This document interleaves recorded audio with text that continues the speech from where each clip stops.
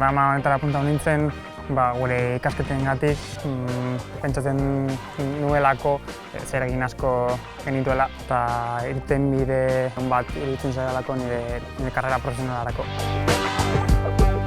Ni apuntana batez sortez hurbilautik ikusi ahal izan dutelako beste ONG batzuk lanien zelan ibili nahien eta aukera oso nahi iruditu dazten gazte kooperazioko programan apuntetie.